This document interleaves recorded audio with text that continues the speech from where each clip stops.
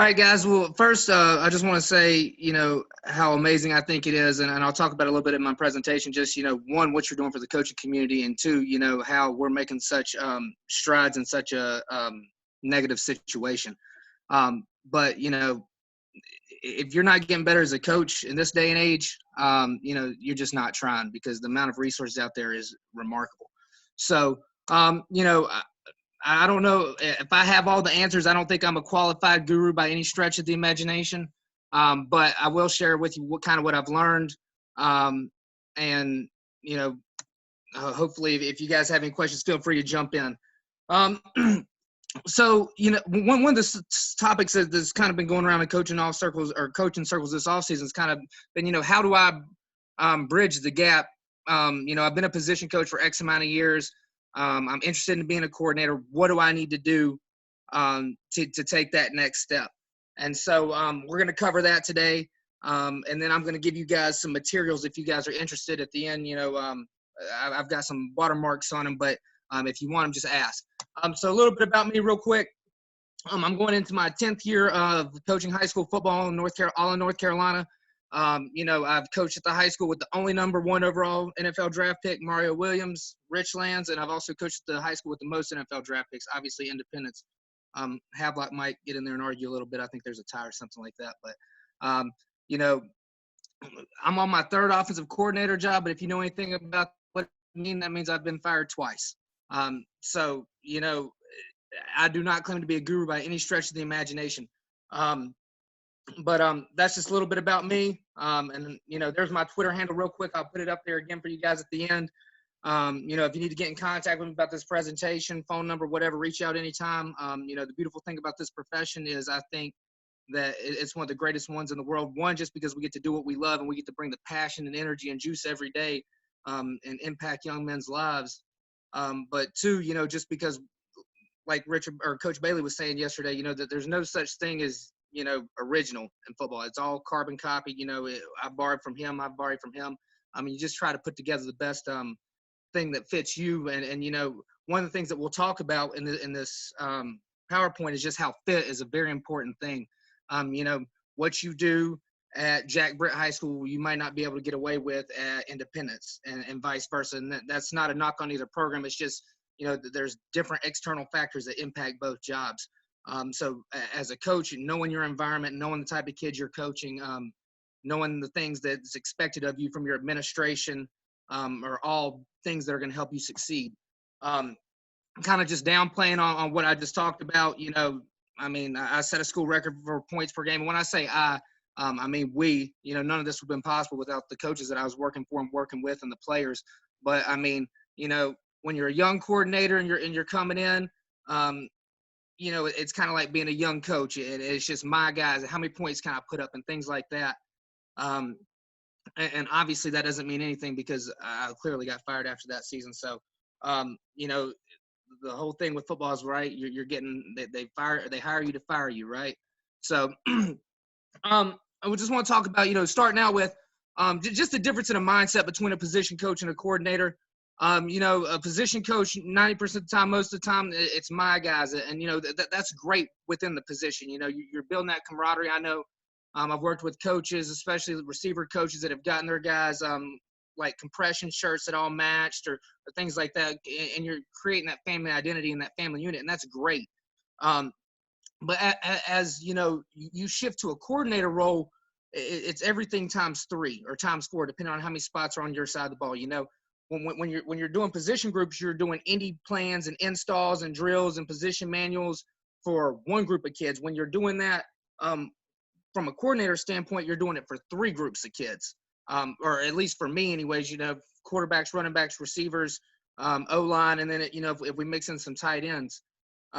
So it kind of changes the broad spectrum. I think one of the things that gets lost in the coordination aspect of things is you're not necessarily there to reinvent the wheel or be smart, especially if you're going into a system. There's system programs and there's non-system programs, and we'll talk about the difference in those a little bit later. But going into those, you kind of have to adjust, and as you get, like I was just talking about, when you make that transition, even though you're supposed to be in our guy or a we guy. You still have tendencies to revert back, and that's just a youth thing. I think Coach Colthorpe the other day talked about those young guys just doing stuff, reinventing the wheel. Well, why are you doing it? And I think, as you progress on this, and everybody's different and every situation is different, there's no exact blueprint how to get a coordinating job. So if you think I'm sitting here going to give you some secret formula, that's probably not going to happen. But as you progress on that mindset, at 5 years ago, I was like, oh, how can I have the flashiest offense, gimmicky? And we'll talk about that, the whole millennial effect and how the millennials, just this false perception on the profession. But now I'm thinking, how can we win games? If I need to take 20 less snaps a game, if we don't need to throw the ball, if we need to run the ball more, what do we need to do to give our kids the best chance to win?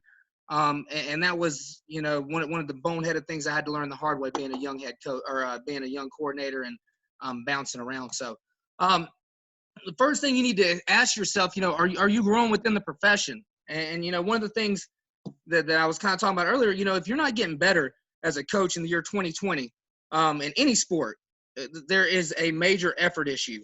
The amount of resources that are out there, there's more than they've ever been. They're cheaper than they've ever been. 20 years ago, you'd have to go to a coach's clinic, drop $20 on a book, and then you might get something out of it. You might not. Yes, sir, Coach. We got a question here. Yes, sir. As a young coordinator, how did you deal with older coaches that may give you some pushback to what you were trying to do because of your age? Okay, we'll talk about that later. But I think, I think the one thing that is the universal language is knowledge. So if you can prove that you know what you're talking about, and you can prove why, I think you'll gain some respect in those circles. I spent 2 or 3 years coaching semi-pro football in Eastern NC. And, going out there with 25, 26-year-olds, 27, 28-year-olds, when I'm 21 years old and trying to convince those guys that I know more about football than them, which I may or may not have. But as a coach, you have to give the bravado that what you say is fact. And so how do you earn respect with your peers that are older than you? And the biggest thing that just being able to prove that you know what you're talking about, not going out there and embarrassing yourself if you don't know, hey, I'll find the answer. Wait till next practice, whatever. But I think, just being real in tune with, how far along you are in your journey. But I think, I don't think that's necessarily a coaching thing. I think, anybody in any professional field coming out these days, especially coming out with the technology and the things that are taught in school, anytime you're going into the workforce and there's people that have been there 30, 40 years, 20 plus years, there's going to be some blowback and there's going to be some resentment. So, I think the biggest thing is not getting caught up with it and just focus on the job that you're there to do. And I'll talk a little bit later. I've been blessed to work with some really good defensive coordinators and, tough, mean-nosed sons of guns, and they made sure to keep me humble every time that, I opened my mouth as a young coach. So you need people to keep you sharp, but at the same time, I think being able to explain yourself and showing competency is one of the biggest things that you can do. So going back, 2020, if you're not getting better, obviously there's definitely a work ethic issue going on. The things that are available to us, I just think, even back when I was in high school, 10 years ago, just driving to exchange tapes, all the stuff that, we take for granted now. If you want to learn something about the wing tee, you just Google wing tee. It is ridiculous. So, if you're serious about being a coordinator and that's something that interests you, and it's not for everybody. And the same thing with coordinators progressing to be head coaches, take advantage of it. That's one of the biggest things is, we tell our kids in the classroom, well, I'll get to that in a minute. All right. So understand the fundamental differences between a position coach and a coordinator. As a position coach, your ultimate goal is you want to display mastery of knowledge of your position. Manuals, and that's more the college level. Next level, I've seen people do it at the high school level. But just being really in tune with your position and knowing how it affects the offense. Again, especially if you're going in to an offense, and we'll talk about the different ways that you can get coordinator titles. But if you're going into an offensive scheme that already exists, you better understand your position before you understand the other three positions. Or, how are you going to tell somebody else what to do or know if what they're doing is right if you're not squared away on your end first?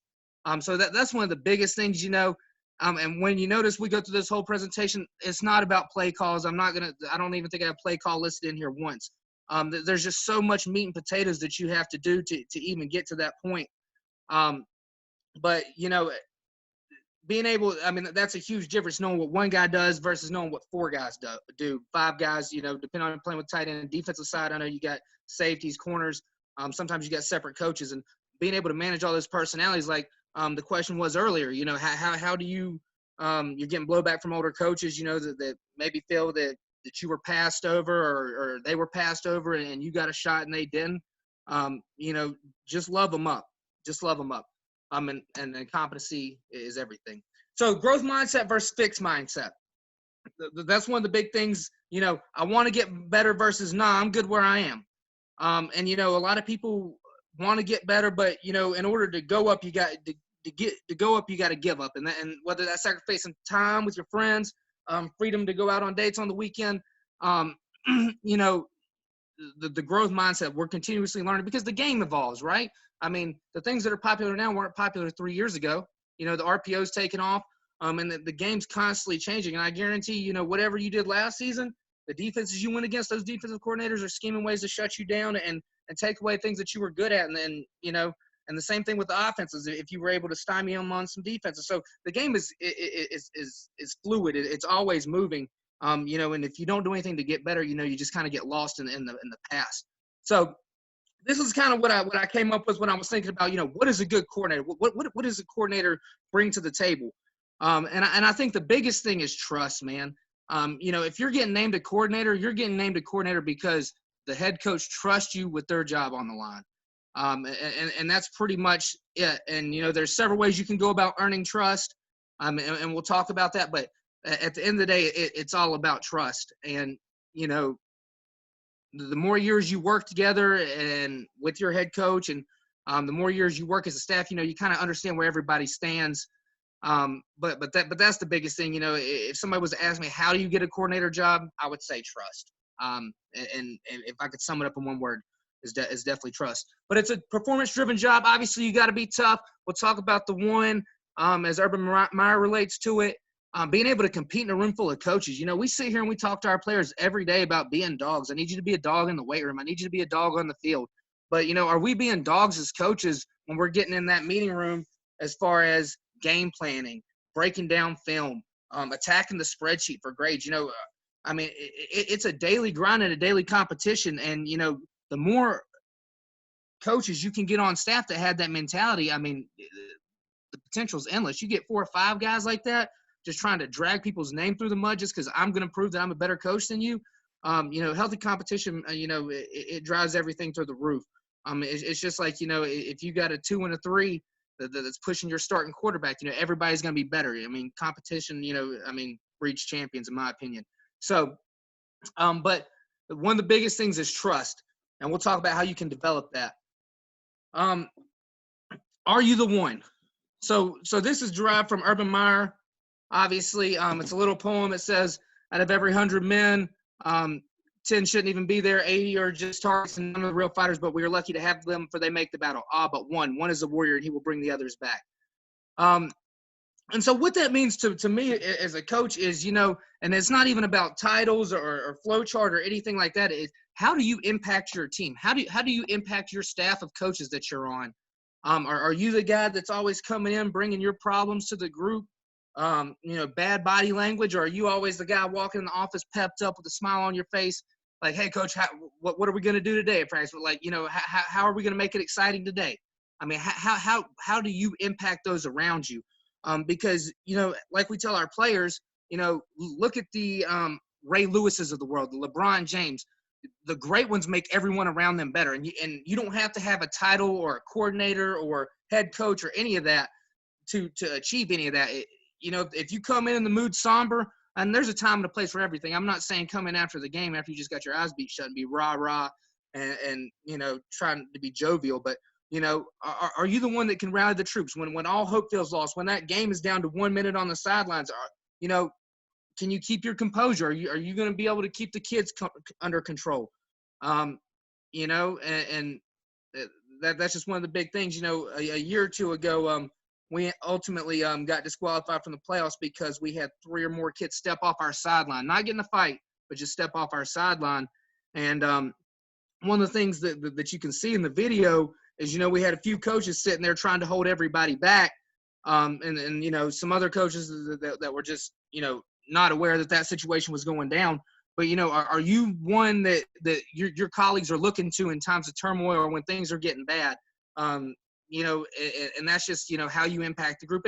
And every personality of every coaching staff's different. The makeup's different. So, where you fit in on one team, you might not fit in on the other team. But, the good ones find a way to make themselves versatile. And we'll talk about that in a minute as well. So going back to the question that was asked earlier, the hardest worker. When you are the hardest worker, it compels those around you, coaches, colleagues, and admin to believe in you. They see the effort you put in the trenches. And so I firmly believe that, they want, when they see that you're invested, that they trust you. I mean, hypothetical situation, you're not going to give the game or the ball to the kid or that's missed all summer workouts. It's just not going to do that. Or the kid that didn't enroll in weightlifting and took the whole spring off, you're not going to feel comfortable with your job on the line giving the ball to that kid because he hadn't put in the time or the effort. And it's the same thing as a coach. You're always wanting to be the hardest worker. Now, listen, don't misconstrue what I'm saying. All right, there's a difference between being efficient and just being a grinder. All right, there's people that grind, and they're miserable and they're not efficient in what they're doing. If you're taking 8 or 9 hours to do work that you can do 4 hours in, there's an issue there. I mean, it's 2020. We've got all this great technology. The coaching load's supposed to be getting easier because we got all these coaching services and, Huddle and things like that make this, that do this stuff for us. We don't have to break it down by hand. So, the whole grinding to a fault, that's a little overrated. But, when you work hard, people trust you. They believe in you. And just like we tell our kids, like right now with this pandemic going on, or the epidemic that's going down, or the pandemic, I'm sorry. We're telling our kids in the classroom, like the teachers want to see effort. As a coach, if you walk out past the practice field and you see your running back getting extra lateral drills or your lineman going through shoot, you're like, man, I have a lot of faith in that kid. Well, it's the same thing with our teachers in the classroom. You better be reaching out, sending emails on your end because, if the eligibility comes down after this Friday and grades go final, I mean, that's on you. So the same thing from colleagues and coworkers and admin, they just want to see that you're as invested as they are. And that's one of the big things. And, you can talk and be a salesman and give great pitches and all this great lip service, but they want to see action. Action's where truth lies. So you can't fake hard work. I know Chad Greer kills it all the time. Hard work works. That's his jam. But, I mean, it really does. And, I mean, when you stop asking about titles and start looking around for work, you'll be surprised about how much you'll grow on your coaching journey. So tough, okay? Tough is the opposite of sensitive, not soft. And so, I've kind of got three mistakes that I made as a coach coming through the ranks. And, I'm not going to talk about myself a lot, but one of the first ones was we were playing a game, and this was one of those hard-nosed DCs. And it's funny, all 3 of these stories happened in the same year. But being that young coach that I was, and, I was not a coordinator on the staff. So, I was just fighting to earn my place. I wanted to prove to them that I knew what I was talking about. I'm some young whippersnapper, and I don't even know what I don't know. I'm just running my mouth and trying to bring energy and rah-rah and get people going. And we sat there and we were running wall return on kickoff, and we do this thing where we run reverse. And, at 3 different points during the week, I had a different coach from the staff come to me, and they were asking, well, if you're not going to give him the ball in the fake, why does he fake it in front? The kickoff team knows that you're not going to give it to him in front. And so I had 3 different coaches come with me and have this conversation. Well, obviously I knew that they had this conversation together behind closed doors because it happened at 3 separate times. So, being young and kind of insulted, like, y'all are questioning me? I mean, we just scored 4 touchdowns on it last year. Well, we talked about this when you hired me. And so the opening kickoff of the game, we faked it in front, took it to the house. As I ran down the sideline, I went up to that DC, and I basically, made a smart comment about how'd you like that fake? And next thing I know, I was getting jacked up on the sideline. basically put in my place, held under the armpit like a little child. So that was one of those scenarios, that kept me humble real quick. Like, okay, you might have been right, but, you know, one, you weren't tough in the fact that you couldn't accept criticism. And two, shortly after that week, it was just me being hard-headed, and we switched it so it looked, concise all the way around. The second one was that same year. When I went to the school, we had conversations, me and the head coach, of installing the triple option of the offense. We got in, lost our first 4 games. Coach comes in and tells me we're changing the offense. We're going under center wing T. I'm about ready to cry, claw my freaking eyes out. Like, I didn't sign up for this. I didn't want to be a part of this. What, wing T? No, that's not for me. And so basically, as a coach, I didn't respond well. My whole philosophy was, I'm just going to be here for the kids. I'm going to show up. I'm going to go to practice. I'm going to work hard. And I'm going to do my job. But, as the coach, your ultimate goal is you got to defend the program and you got to defend your kids. So for me, acting immature, just being a young coach, not being able to handle that situation correctly, was tough. And it ended up being a good position for me to be in, because if you think about it, I was coaching the running back. So when we were in the sling T, I only had 2 players on the field. But when we transitioned to the wing T under center, I ultimately had 3 players on the field, which gave me another person to coach. So it ultimately ended up working out. Yes, sir, Coach. Coach, question for you. Have you ever been a co-coordinator, and how would you handle that idea, philosophy, and game plan? Wow. I have not. I have been a. Let me see how I phrase this. I have worked together with somebody to call plays. I called him on the JV level, but on the varsity level, we kind of worked together. And one, we were really good friends, so it made it work. But two, I think you definitely have to know what each brings to the table, and I think you have to spend a lot of time around each other. And the reason I say that is because, I saw Bill Belichick doing a thing where he was talking with his coordinators and his quarterbacks and just throwing out scenarios. And the more time you spend around each other, the more that you're going to know what each other likes in certain situations, whether it's 1st and, 10 or 3rd and long. The more time you spend around each other and spend in those scenarios, you're going to know what each coach likes to call, what the quarterback likes, what the head coach likes. But, I mean, that's the reason it's very important to get in those scenarios. But I think, as a co-coordinator, I think just relying on each other's strengths. Everybody's got strengths, everybody's got weaknesses. I think, one of the biggest things that coordinating takes is being able to be organized, being able to delegate. And I think the whole thing with coordinating for me is just like trying to expedite processes. And what I mean by that is everybody's running inside run. Everybody's running board drill. Everybody's throwing on air. What processes are you putting in place to expedite that process to give you 2 times as many reps, 3 times as many reps? How are you, basically taking Henry Ford in the Model T? How are you taking that to take something that's already good and be able to make it better? And before you can make anything better, and we're going to talk about this, is you have to understand it thoroughly. You have to show mastery. But yeah, so that's basically, a way where not necessarily I wasn't acting tough as a physical person. That was a scenario where I wasn't acting tough as an emotional person.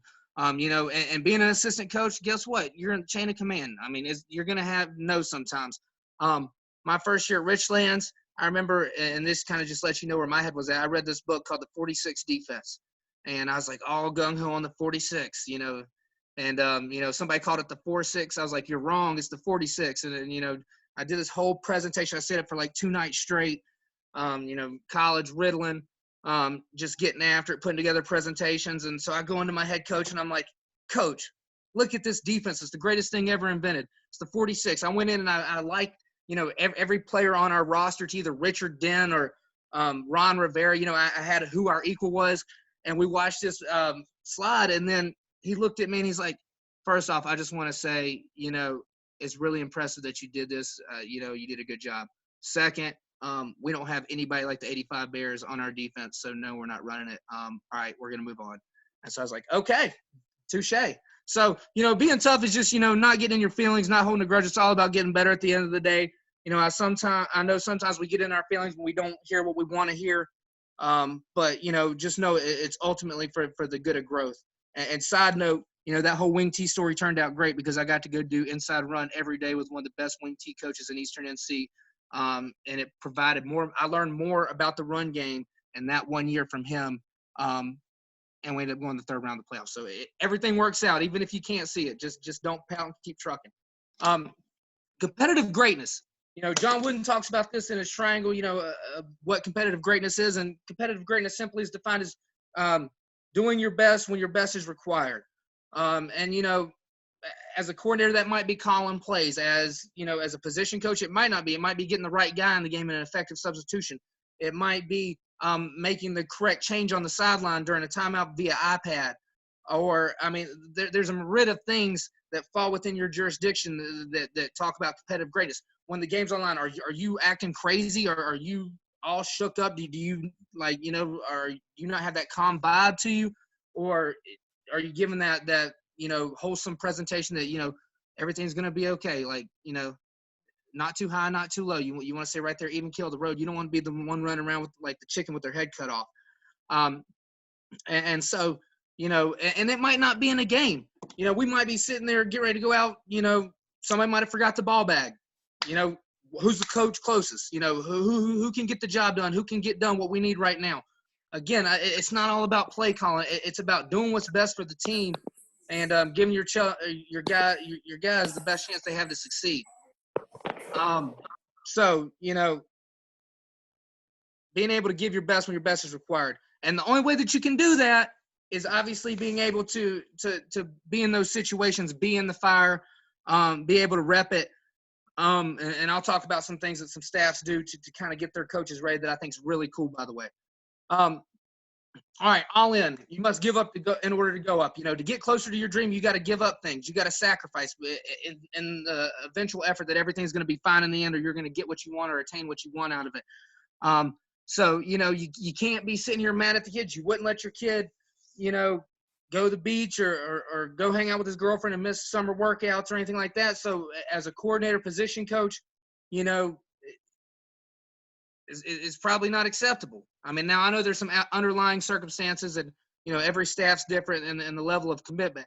And also I think it's important to realize as a coordinator and head coach, or just anyone managing people that, not everybody wants to be a head coach, and that's fine. You have some volunteers or coaches that can't give the same level of effort, and that's not a down on them. You're thankful that you can utilize them to the cause. But everybody's not the same, and that's fine. Now, ideally, if you're building a staff, you want as many future head coaches on that staff as possible because, those are the guys that are long-term committed to the profession and, their jobs are kind of tied to it for the most part. But it's a grind, But you need your volunteer guys too, and that's not good, bad, or indifferent. I know that in the private sector, there's some volunteer guys that have head coaching jobs,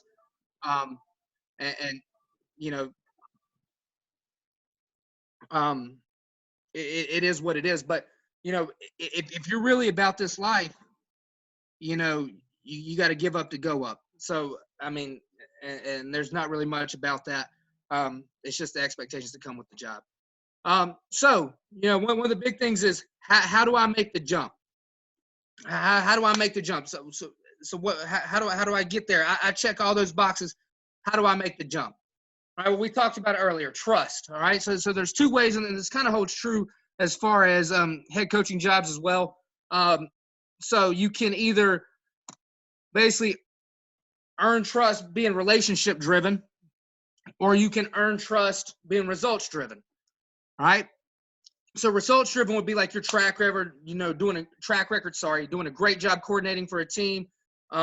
Interview well. A team has a OC or DC or special teams coordinator opening, and you go and you interview well, and your vision lines up with what the head coach wants. On the flip side of that, relationship driven. Loyalty to the head coach. You're proving that you're capable, being a key word there, being promoted from within. If you look at a lot of the good programs, I know I'm giving head coach examples right now in North Carolina, but, a lot of the good programs promote from within. If you look at Shelby did a great job. They didn't miss a beat when they lost Lance Ware. Weddington with Andy Capone. But the same thing. system programs, they usually don't miss a beat because they know what the expectations are, and it's just passed down from within. Another way, though, that you can build trust is building trust with your assistant coaches, coordinators on your staff that are current coordinators that might be getting ready to take another job, assistant coaches that might be getting ready to take another job.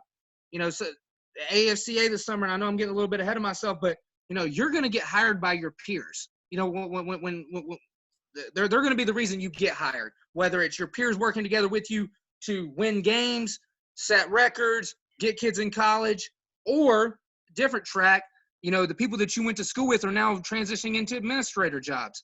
If you're a head coach in the building, you better know every person that's a admin intern in your administration, because you never know when the English teacher up the hall is getting ready to get a principal job and you might miss your shot just because you're always interviewing. Every day's an interview.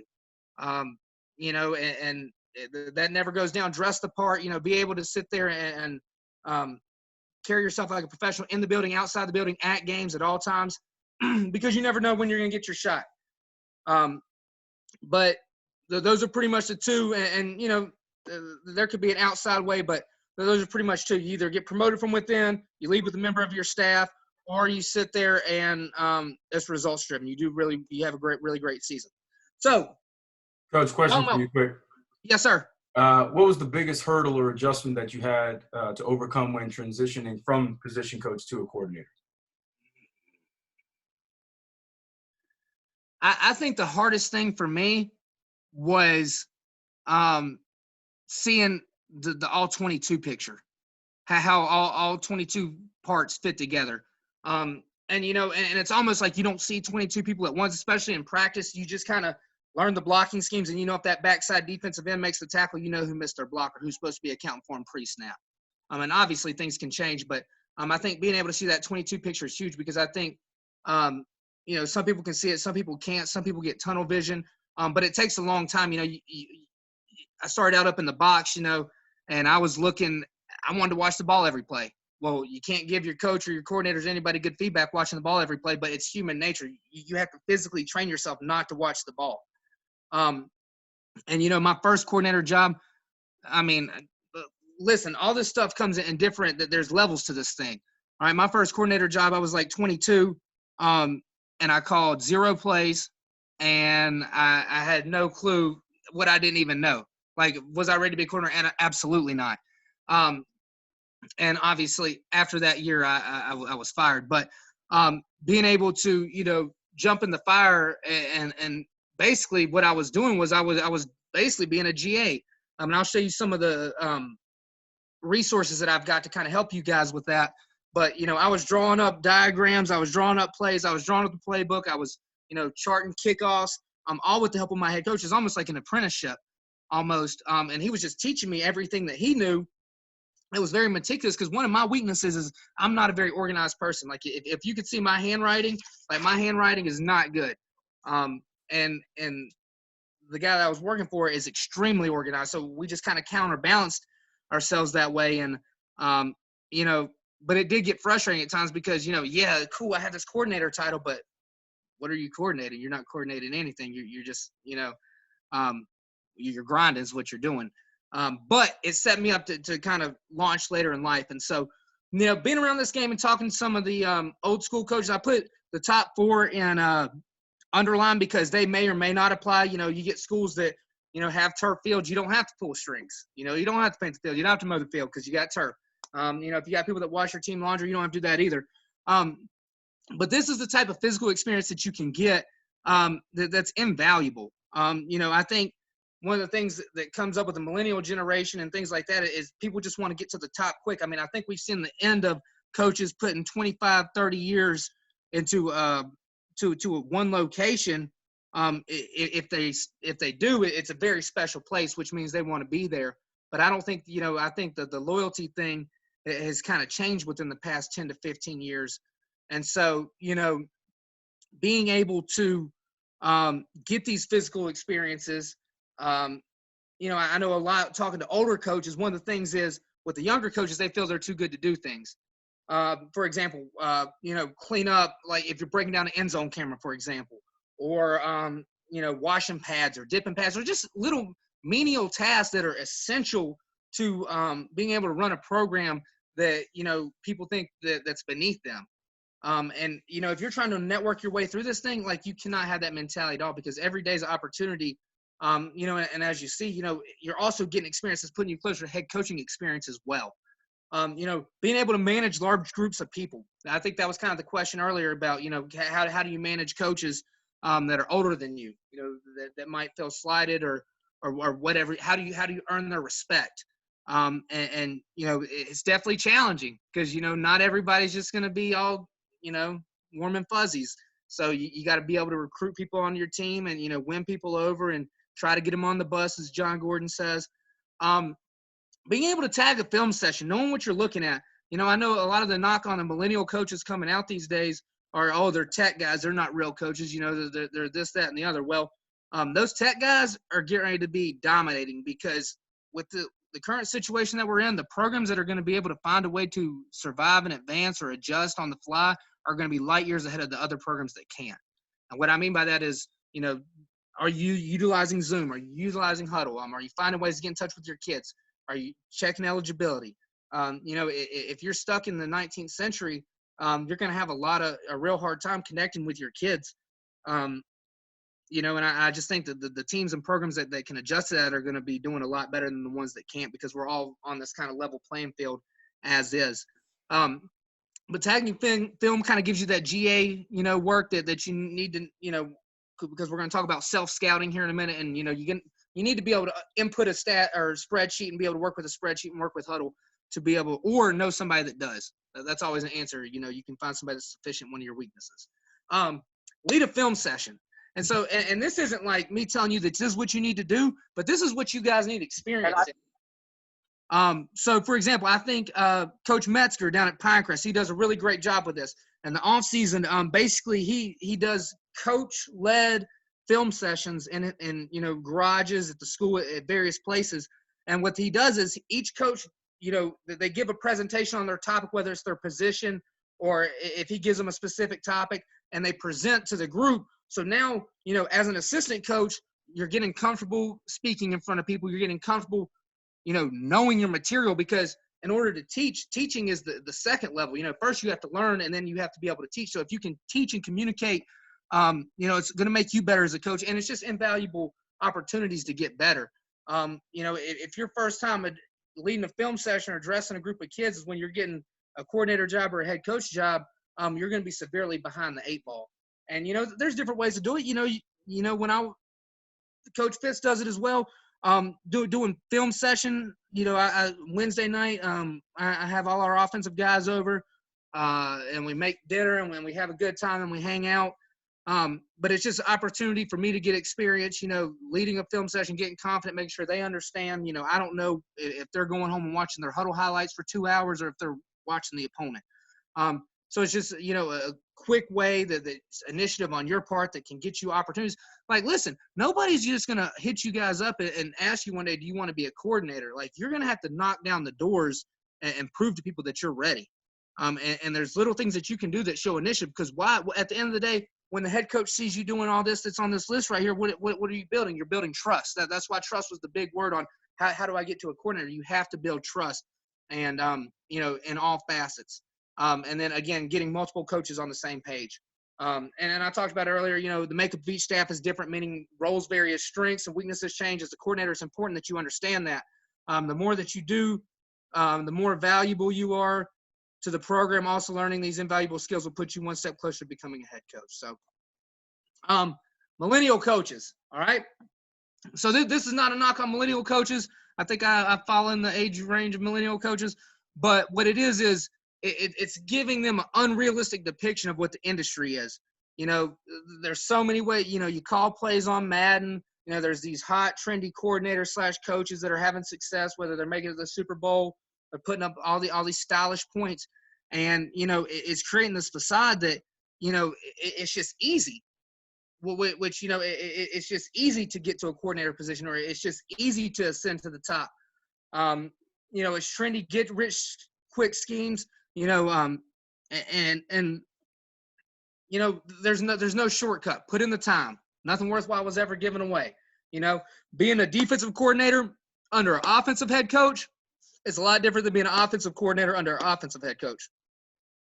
What I mean by that is if your head coach is primarily offensive, you're definitely going to be micromanaged as the OC versus the DC. And that's just the nature of the beast. I mean, it's not good, bad, or indifferent. And I think if you're an offensive play caller, I think, you know, if your head coach hadn't stepped in to tell you to call a certain play in this situation, I need to meet them because, you know, I feel like that's a conversation that every head coach and OC has. You know, 4th and 1, run it here. You know, you better not throw that slant. But the big thing with millennial coaches, you know, just do the work. Like, and it's not a knock. You know, it's just you know, if you think you're going to come in and put in 1 or 2 years, now you can accelerate your growth. And how can you do that? Through networking, right? We talked about the clinics. I mean, just like life, it's all about who you know. So if you have somebody that knows you in an exalted position, then yes, there is an opportunity that you could bypass this process that we talked about. But again, you better be able to earn trust, because if that person's name's on the line, you know, and they're getting ready to get fired with your decisions, your decision making, you know, can you live with that? Can they live with that? You know, and again, I think it's just, are you the hardest worker in the room? Are you setting the tempo? Are you encouraging your other coaches to work harder? Are you trying to beat them? And just creating that ultimate competitor type mentality and culture within your coaching staff. All right, coordinator skills and responsibilities. You know, you have to have mastery. You know, if you look at the bottom, you have to master something before you can improve it. So before, you know, especially if you're going into a situation where you've just been named coordinator and the system already exists, or, you know, you're not really familiar with your toys or pieces or players or coaching surrounding staff, the first thing you do have to do is you have to master the X's and O's of it, but also master the personnel, the relationships. You're behind the 8 ball, and not that that's good, bad, or indifferent, and it'll take time, and you can definitely get there. But you have to be able to master something before you can improve it. You have to master what's already there before you can improve it.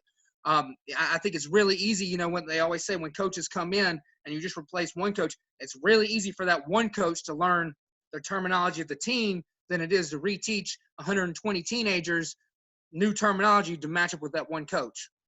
So, you know, what's necessary for the team to be successful. Second thing is you need to have an understanding of how defenses and offenses work and vice versa. I'm not saying you have to be prolific in every defense or prolific in every offense or know, you know, this, that, or the other, but understand the basic fundamentals. All right, there has to be a force player. All right, there's 2 high, there's 1 high, you know, just basic construct rules that every defense has that groups it into, you know, 1 of 5 categories. I think I was listening to Quincy Avery the other night, and he was basically like, I loved it. Like, he basically put every defense in 5 categories. All right, so there's 5 categories of defense. You got cover 0, which is its own category. You got 2 high zone, 2 high man, 1 high zone, 1 high man. Every defense of all time falls into one of those 5 categories. Now you might have some combo stuff going down, but you know, being able to understand that, and then, you know, we'll get to being able to communicate that later. But having the ability to see how all 22 pieces fit together, that was my biggest struggle. You know, how do I see 22 people at one time? I mean, it's a lot. You know, line coaches, I don't know how you guys do it, seeing 5 guys in one play. So, you know, seeing 22 pieces and how they fit together is big. And processing speed is another thing that people don't talk about. You know, one, all right, the defense is giving us the puzzle piece, or the offense is giving us the puzzle piece. We lined up, we're sound, we're good to go, or we like what we think we know what we like versus this. And then how do we get to the answer is another thing. Because if you're coaching fast, if you're coaching in a tempo offense, if you're coaching things like that, your brain has to be able to process things. All right, that corner's up, that corner's back, you know, they're rolling, or what they do last play. So you have to be able to process quick. The one thing I will say about tempo is it forces the defense, unless they got a check in, you're probably going to get base, because for them to be able to signal in some crazy elaborate blitz stunt front, you know, in the amount of time that I can line up, give a formation, give a play, that's pretty impressive. So, but just seeing how they all fit together, and you know, I just talked about the ability to make decisions in high pressure situations, not only quickly, but be accountable for them. You know, anybody can Monday morning quarterback. You know, it's real easy 5 minutes after the fact. Oh, coach, we should have done this. Well, yeah, you're right. If I'd had 5 minutes to analyze the situation, we probably would have done that. But I mean, just being able to live and die with those decisions. So it's just so important that you put yourself in the best position to have success through mastery, through understanding how offenses and defenses work, understand what we're trying to do versus scheme, and then, how all 22 pieces to fit. The easy Coach, stuff, Coach, is I got a couple questions here for you.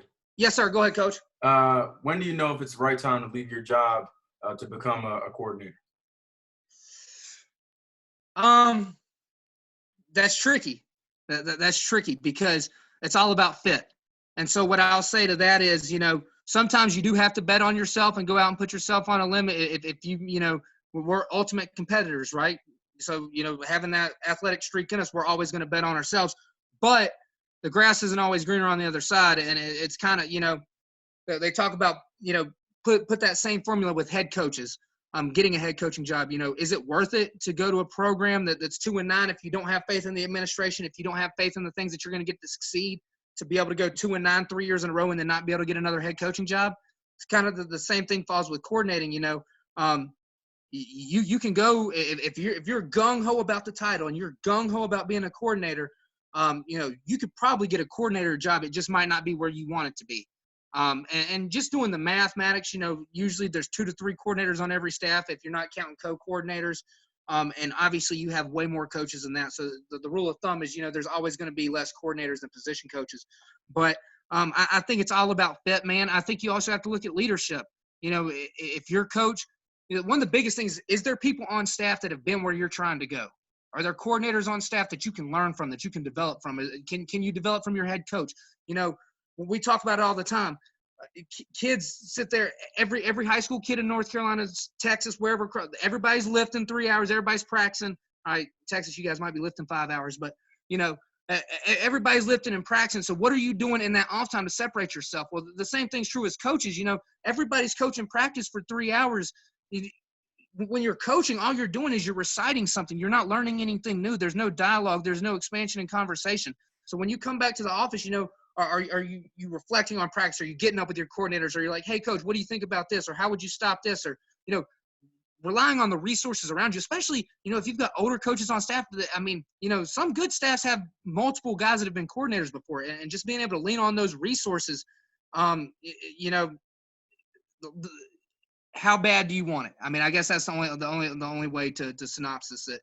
And, I don't know if there's ever a right time. I think that's kind of on you to decipher and, kind of read the writing on the wall. And if you feel it's right for you, jump.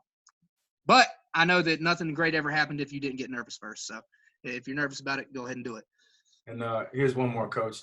Do you feel ultimately the best coordinators have good position coaches, or should a coordinator know every position group on his side of the ball? Okay. Well, if you look at my second last bullet point on this, I would rather have great position coaches I would just rather have great position coaches because it would make my life a lot easier. Empowering your position coaches. I always joke with our coaches all the time. Somebody once told me, you can tell how good a coach is by how good their individual time is. If they're sitting there and they can coach 2.5 hours of Indy, they got drills on drills, which shows prolific mastery and knowledge of the position. But you have to ask yourself, if one of your coaches quit, could you coach their position? You're rolling in day one of summer and your offensive line coach quits. Are you going to be able to take over that position and coach it as good as it needs to be done with your name attached to it? And that's, everybody wants to call plays. Everybody wants to do this, but dang, do you know how to gap down? Do you know how to pass pro? Do you know, do you know coaching techniques? There's various things, and then as you progress to be a head coach, you got to know both sides of the ball, because if somebody quits, you got to step in. You can't just give that position group time off. So, I would rather have competent assistant coaches that can sit there and get the job done and empower them and, let them coach to the best of their ability. One more for you, Coach. In what order do you value a job when it comes to taking it? What's the most and least important? So like administration, leadership, pay, the community, school, culture, resources, etc. Gotcha. Well, first off, I think the amount of growth that is possible with the job, I think that is one of the Um, I think that's huge because at the, what are you going to get out of it? But the second thing is I think administration, huge. And that all goes back to fit because, I've been in some great places where there wasn't vertical alignment between the coaches and the leadership or the administration, and it wasn't a good fit. How many times in this profession do we see a principal hire a coach and then that principal leave or take another job or whatnot, and then now this lame duck coach is stuck with a new principal that they didn't get to hire, and now you're just in a no-win situation. So I think administrative support is always the most key factor because despite anything else going on, as long as you have administrative support, I feel like you can navigate any water. And, we've been really lucky. I mean, I think we got one of the best principals there is. And, he's a Richmond County guy, so he understands how important football is. So that's really good. But also, so I interviewed for a college job one time, and when I sat down, I came gung ho. I had all my papers in order. I had my resume and things to go. I was ready to rock, and I was like, yeah, man, like, think about it. You're going to have the opportunity to coach college. Like, this is what you dream of. This is a way for you to bridge the gap. You didn't play college ball. You weren't a GA, but this is a way for you to get your foot in the door. And then, after having conversation and going back to leadership, with the head coach, that they didn't have a plan. I was like, well, how are we going to recruit these kids? And it was a lower tier school. And I was like, well, we need to do something about signing day, this, that, and the other. And they were like, well, nobody's going to sign here. And I was like, well, basically for a signing day, nobody's going to put the hat on and declare to this college. And I was like, well, really? Because every school in your conference is doing this, and they are killing the crap out of kids in Charlotte. And all our kids are going to those schools and not you. So, there wasn't an alignment fit. And I need to see detailed plan before I just sit there and put my name or my life or my future in jeopardy. If you have a family, kids, like, I need to see a plan, a well thought out plan of how we're going to attack this, how we're going to grow. And some situations are a little more volatile than others. If you're going into a stable program, obviously it's a little bit more conservative of a move. But, if you're going into a volatile program or things like that, you need to have some reassurance. And it starts in the leader and the vision. And if you believe in the coach and you think that you can grow from the coach and get better, I think, that's everything. Do you prefer coaching from the field or in the box, and why? Dang. So early in my career, I was confined to the box. I hated it. I had so much energy, raw energy, ready to go. Wanted to be able to impact the team, ready to get after it. And then 2 years ago, I transitioned to the field.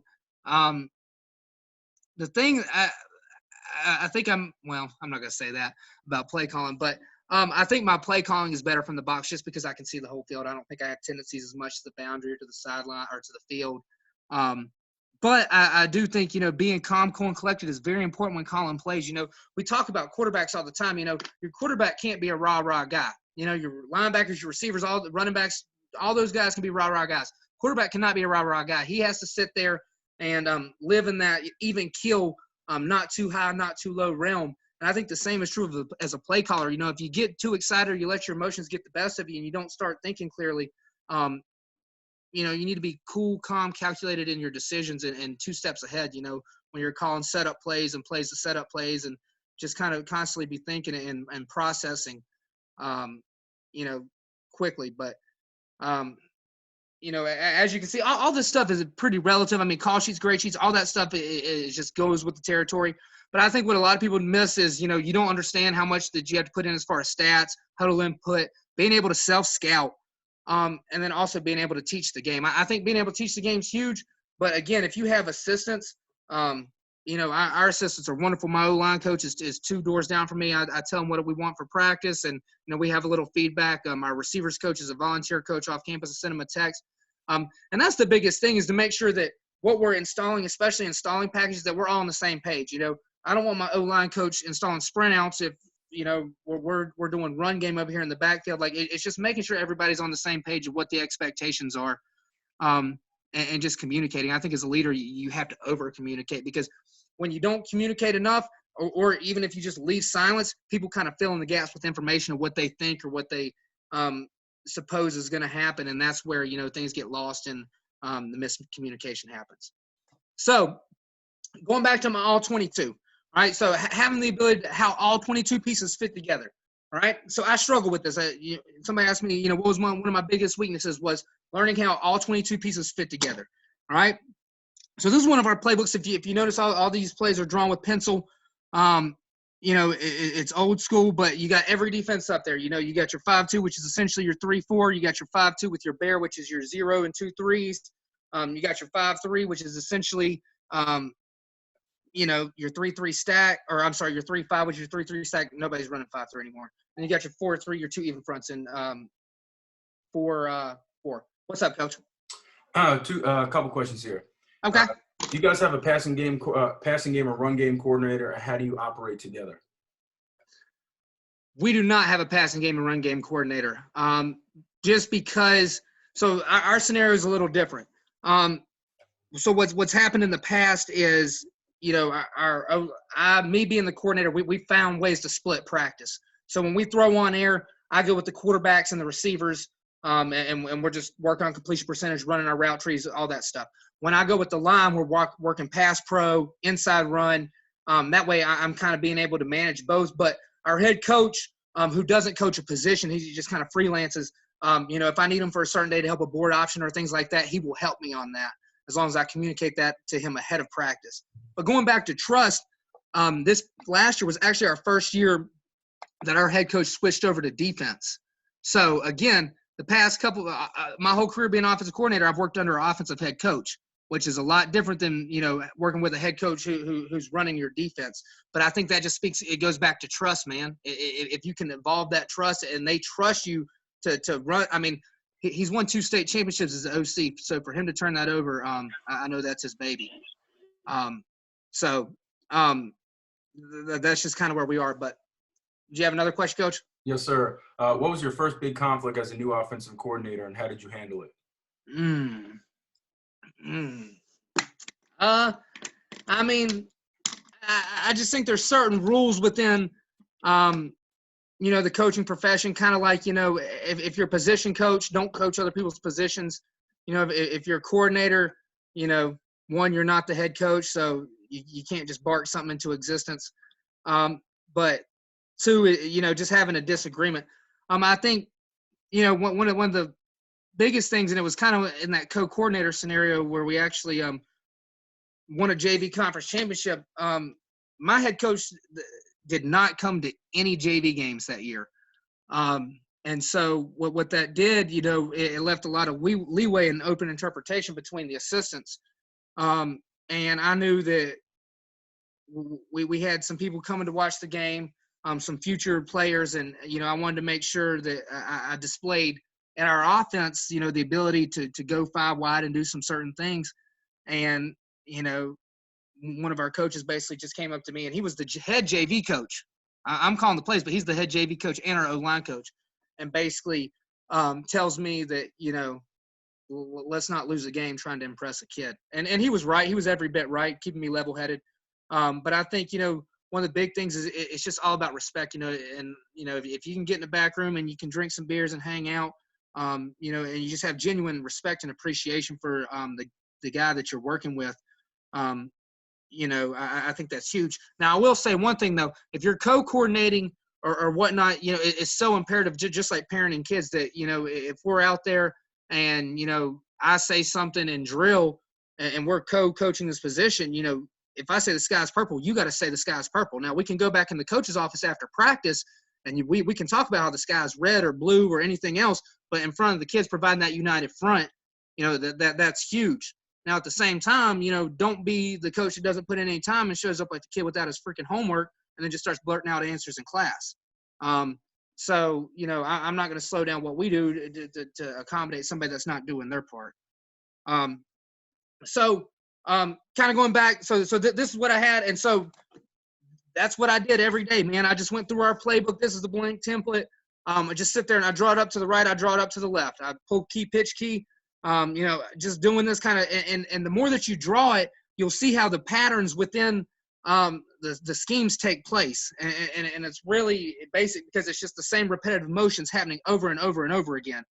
And so, being able to communicate that, being able to put tangible evidence in kids' hands, and also helping your assistant coaches grow as well. So I think that's one way to be able to solve the all-22 puzzle. I think another way is just watching film.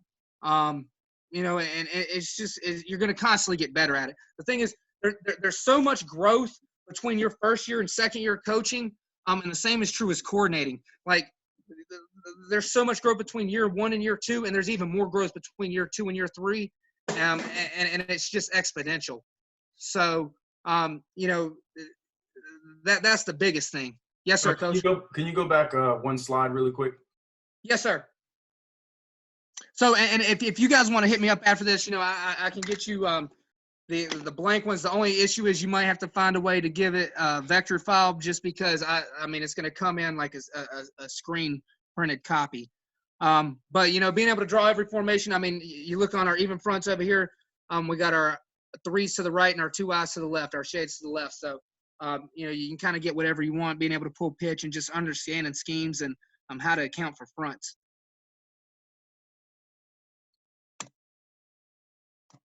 All right, and then this was our pass play one. Obviously, you go to clinics, things like that. We just sit there and being able to draw up our pass plays and sprint outs, and just being able to draw over and over and over again in details. And Bill Belichick has his whole blotting plays and doing the work and blotting, and all that tedious work. Well, this was kind of my version of that, just drawing and wanting to learn and wanting to get better. And sitting down with people. I knew I didn't want to run the triple option forever. Finding people that were proficient and not run the triple option. My time spent in the wing tee was amazing. We still carry a lot of, remnants of the wing tee of what we do today. And I kind of hit this earlier. Your peers are going to be the ones that get you hired. You're thinking now, how do I impress this coach? How do I impress this principal, this superintendent? But in reality, it's the coworker next to you. It is the person that's going to get their principalship. It is the next coach up in your building. It is the next guy on your staff. And trust me, you know what these guys look like.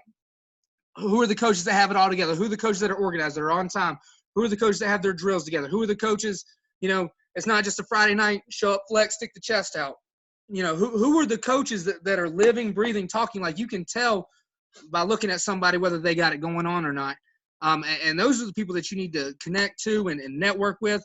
And it doesn't matter how much you know. That's why the clinic season is so important. Is I used to have this whole mantra when I was young, dumb, and stupid in this profession that I didn't need no friends. I didn't get into coaching football to make friends. I don't need friends. But the reality was I might need that person on the sideline across from me to hire me in 2 years when I get fired. So just walking around like I'm better than you, or I'm just ready to start not fight, but just have a rivalry with anybody and everybody. That was not conducive to where I wanted to go and the goals that I had for myself.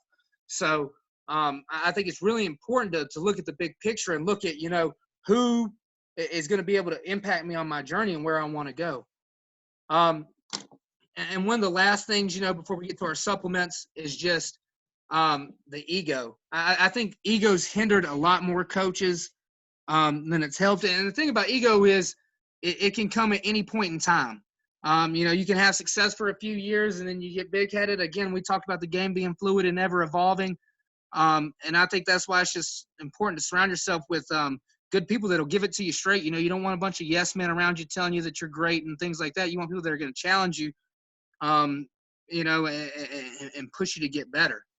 I know there's some things that I've done as a young coach that I wish I could have done again. And it was just simply because of ego. You think you know everything and you think you're better than you are, and you really haven't put in any time. And, I think self-awareness is huge in this profession, and knowing where you're at in your growth, your journey. All right. So this is what a practice schedule looks like for us. Not that, I'm trying to give details of how we practice schedule or anything like that, but, just being able to go through and schedule out different periods between Indy and, scripts and what we're going to do Monday versus Tuesday versus Wednesday, 3 days, sorry. On our tackle heavy day, on our run heavy day, how are those coinciding? If we got extended pass on air or 7-on-7 or team screen or pass pro or however we want to do it, do we fill the time slots? And not only do we fill the time slots, but are we getting better? Like, is the game film translating to what we do in practice? Being able to switch these drills out to what our team needs is imperative. And again, if any of you guys need anything as far as that goes, just feel free to reach out. I can clean some of this up for you. Call sheets, these are example call sheets. It's changed a little bit everywhere I've went. Some of these were back from 2017, 2016. So, but just being prepared and being able to communicate and just building confidence. I've done everything from wristbands to being able to play with tempo to charting our first 10 plays. So there's not a right or wrong way, but you better be prepared and you better be able to communicate that to your head coach. And when things don't work, you better have a solid answer on why they're not working or what we can do to improve it, because there's a lot riding on it. This is what our game grade looks like, our grade sheet.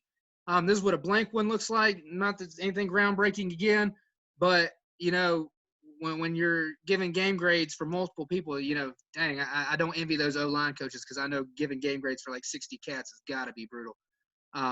Maybe not 60, but it's a lot. So being able to do that, give comments, give feedback, that's what a filled out one looks like. Just being able to put this stuff together and give your kids feedback. It's all a part of the teaching process.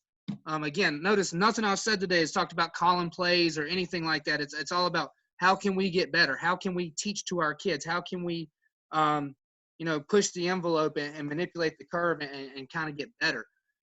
This is a script, believe it or not, from our first week in the summer this past year, actually. Yeah, because as you can see, we were trying to do way too much. My head coach told me to gear it back, which he was right. We just weren't ready for it. We had a new quarterback, things like that. But, we got all our board plays over here. I'm ready to rock. Inside run on the sled, which if you guys don't do that, I think that's one of the greatest things that you can do. It's one of the best things I've got from the wing tee. It keeps you running back from bouncing it, and you can't brother-in-law that defensive end, because we are pulling and trapping straight into a sled that's bringing the funk. All right? Perfect plays, 10 plays on air at the end of practice, just execution. RPO team tempo was something that we did, kind of almost like what Coach Bailey did yesterday. The only difference was we did it as a team, and we spotted it and went through our different tempos. And then obviously team, just regular team. And then we got our screens down there for our screen period. So, obviously we didn't do every single one of these every day. There's no way to show mastery. And the funny thing is we did it for like 2 weeks, and I think we didn't get as good enough as we needed to. We tried to rush the basics. So I think that's very important, especially on, new coordinators, coaches. You have to master the basics first. Mastery is the most important thing. This is a half-field sheet, for example. Our head coach did our special teams this year, but just being able to chart kicks and put marks and, add up averages and where they like to kick from. Do they kick from the hash? Do they switch back and forth? You can find out some great tendencies on that. And then also, you got your quarter field sheet, the exact same thing. Just having resources and things to be able to adjust and stay organized and find tendencies and resources. I think that's huge. And again, 2020, what are you doing? There's tons of these things out there. I mean, you can get the air raid ones that's got the shelf and all that stuff on it. Or you can get the wing too. I mean, like whatever you want, you can have. So there's no, you guys, it's just how bad do you want it? Putting in offensive stats, man, that's another thing, that kind of falls under the coordinator territory. You want to call plays, but do you want to spend 2 hours putting in stats? And I've been lucky enough, I've had, our head coach has helped me do it several times. I've been on my own. But, how much do you love it? Are you willing to give up time watching, Sunday football or Saturday football? That's one of the things that, along with, doing film and laundry and all those unforgotten things that go with the coordinator title, that is imperative for your program to have success. Being able to self-scout. This is why the huddle thing is so important. You have to find out where you're weak. And I saw somebody say yesterday, you create tendencies to break them. So, you have your formations that you like to throw out of, and you have your formations that you like to run out of. And, but being able to get feedback and seeing what your opponents are seeing, I think is important because, you want to be able to break your tendencies from time to time. And so that's really all I got. You can see my contact right there if you have any questions, if you want to get any of those resources. But is there any questions or anything you got, Coach? Yeah, if anybody has any last minute questions for Coach. Coach, if you want to just stop sharing the screen at the top, you'll be able to see the chat if anybody writes in. But while we're waiting, if anybody has any questions, feel free to drop your Twitter handle on the bottom, just so we can all continue to stay connected. This has been one of the benefits of, when we started this thing back last week, is so many different coaches that, didn't know each other and now, talking more frequently and connecting. And that's been the blessing in this whole thing. So, once again, like Coach touched on it earlier, man, we're taking a situation, we're just making the most out of it. So appreciate everybody. Not only, and don't get me wrong, the speakers have been tremendous. Coach is no different. So we appreciate Coach Van Horn for jumping on here, but, we appreciate all the coaches for jumping in as well. This thing is nothing without the presenters and all you coaches looking to learn. So that's the main thing about this stuff. So it was a great job. And, it's funny, right? Because we weren't really totally sure what you wanted to speak about, but I think this was a tremendous topic. I believe I'm an added value to a lot of people in here. Absolutely, Coach. Oh, you got a question there, Coach, from Coach Moreland. Have you ever been disrespected as a young coach from an older coach, and how have you dealt with it? I have, but it's not anything that I didn't bring on myself. Talked earlier about it, the ability to work with some great DCs, some hard-nosed guys that, try to put a young guy in their place. There was one time that I caught our defense with 10 guys on the field, and this is a long time ago. We were small school, only the head coach and the spotter up top had a headset on, and so I told our DC, I was like, Coach, we only got 10. We only got 10. We only got 10. He's looking around, he's counting. He calls timeout. So me just frustrated with the situation. I'm like, man, how does that even happen? Of course, I wasn't talking about our DC. I was talking about how does the spotter miss that we don't have 11 guys on the field. But my man proceeded to step out during the entire timeout at Pamlico County and just stare at me the whole time in front of the stands. Didn't address the players, didn't address the kids, didn't fix anything. And just basically bullied me down. And so, that kind of let me know, think twice before you open your mouth and interject.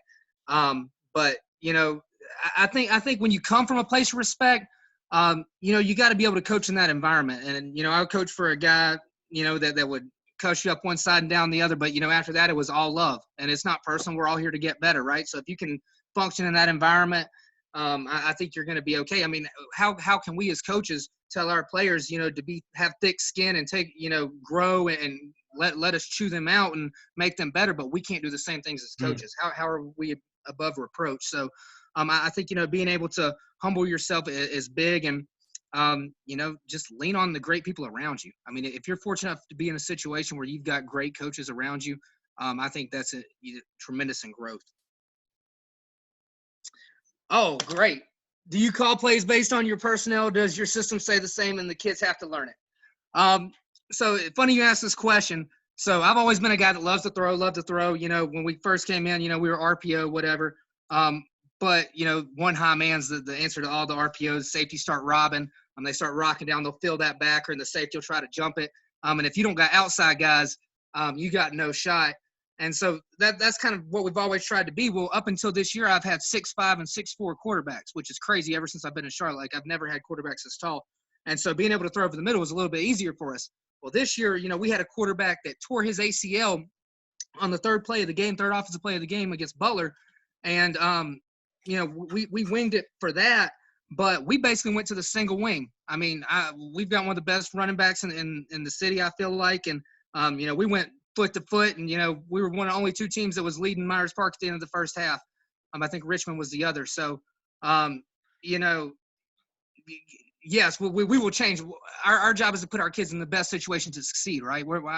I'm not going to sit here and try to put a square peg into a round hole and it's got to be this way. I mean, we've got to fit our kids. Now, the only thing that when we went single wing, we huddled, and we flopped our strength, and we were going, tackle, tight end, guard. We were taking everybody over. And the H's, I mean, it was some wild shifts.